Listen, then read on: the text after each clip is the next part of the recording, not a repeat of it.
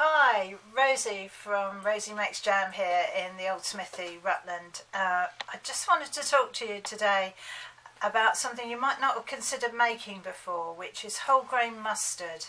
It's a fantastic product if you're a producer. It's an ambient temperature product that keeps for a very, very long time, and there's no cooking involved. What could be better? Well, I say no cooking, obviously there's some sort of prep going on, but there's not any heated cooking. There's lots and lots of different mustards as well. I've got, I think, 7 on my recipe site, which you're welcome to use, and they've all got different characteristics and go with different things. So mustard is elevated from being just a sort of blob on the side of your plate to being an actual ingredient in things in its own right. So very simply, you want 2 sorts of mustard seed, yellow and black, or some people call them brown. The black are more bitter than the yellow, so don't ever have more black than yellow. Yet more yellow than black is fine, but not the other way around.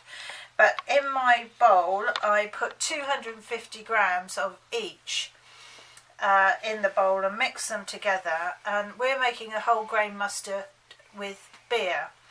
And I've got a local beer here from our local micro brewery.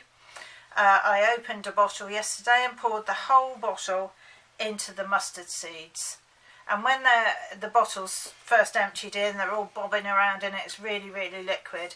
But you leave it overnight and they absorb the beer. And believe me, when you taste the mustard, when you actually bite into it, all the little seeds explode in your mouth and you get the flavour of the liquid in there, the beer in this case. You can use just fruit juice or just vinegar. It depends on the recipe, and they are all different, as I say. So I emptied the beer in, and this is what we have now. This is what it looks like. It doesn't look very promising. It certainly doesn't look very liquid. They've all swollen up with the beer and they look relatively dry. If I dig around at the bottom, you can see there just a little bit of moisture on them. So we're going to add in the other ingredients to this, and basically that's some vinegar, because we've got mustard seed which have the highest antibacterial properties of any seed oil. So this is why it keeps so long, because the seeds themselves are very antibacterial. You've also got the preservative vinegar. In this case I'm using cider vinegar, and that's 170, I think it is, millilitres going in there. The other ingredient, another preservative, is salt. Got some lovely sea salt here, and we want a tablespoonful of that. When I say a tablespoon, I always put heaped everything, because it's a big mixture. And then we want 6 tablespoons of runny honey. This is a local to me, organic honey. Just use the best that you can in it. I steer away from supermarket honey because they tend not to be quite so good. I know from experience that it's about half of this jar, so I'm not going to laboriously measure out the 6 tablespoonfuls. It works out to be about 125 grams. So I'm going to just pour that in as well. It doesn't really matter if you end up with a bit too much or not quite enough. That's not bad.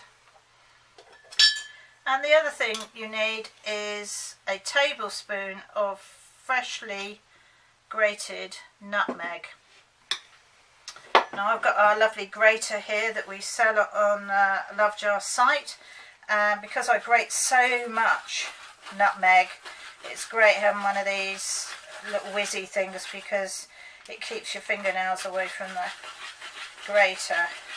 And I've learned from experience that a tablespoonful is about a nutmeg. So you just have to keep going until all the nutmeg is done. It smells fantastic, and there's nothing like grating the nutmeg freshly to capture all of that flavour.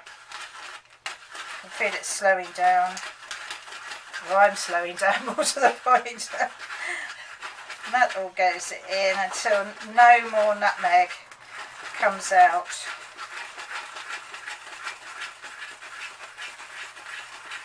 that's about it. So we've got all our ingredients in now, and I'm just going to mix those together so that they're combined. I'll pop that in there a minute. And that's literally it. Now some people I know sort of leave it like that, but that to me is a bit too whole grain, if you know what I mean. I do like it processed. I've got one of these Vitamix here which is brilliant for processing this sort of thing. That's why I got it, because I do a lot of it. But if you're just making it at home, just use a goblet mixer, but you will need to do smaller batches than I do in this one. I split it usually into 3 batches, because if you do any more than that, it clogs up the blades and it won't go round. Or you could, another thing you could do is to save if you've got, you know, an expensive processor like this, then just get a cheap one in a supermarket or look in the charity shops. You might find one that you can just use for mustard. So I'll show you about how much I put in one go. Try and get some of the liquid as well as the seeds so that it processes nicely.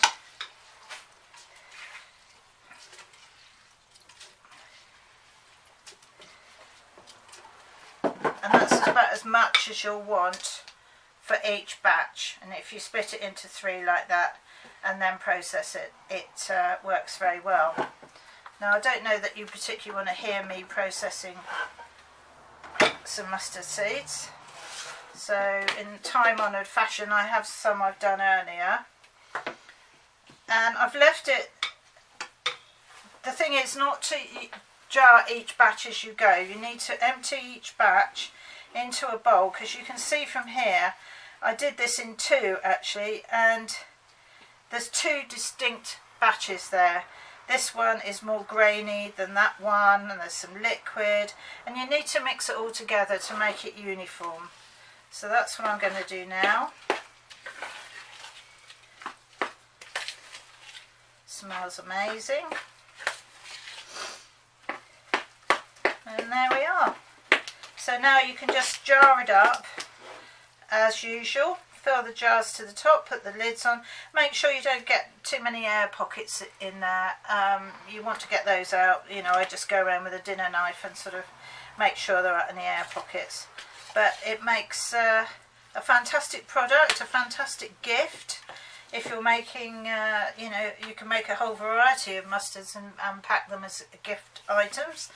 I use it as well, as I say, not just on the side of the plate as a condiment, but I mix it with my Seville orange marmalade, my chunky marmalade. I mix half and half together and spread it on the Christmas gammon to make a nice crust and bake it in the oven as you would do normally, but it makes a lovely flavour all the way through the meat.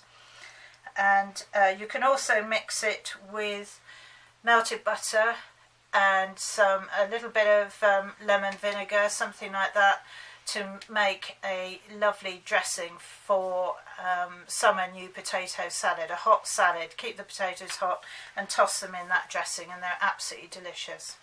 So just a few ideas there. All the recipes are on my recipes.rosiemakesjam.com website, or also in my blog, which is blog.rosiemakesjam.com, and you can see step-by-step instructions with photographs there. Okay, have fun.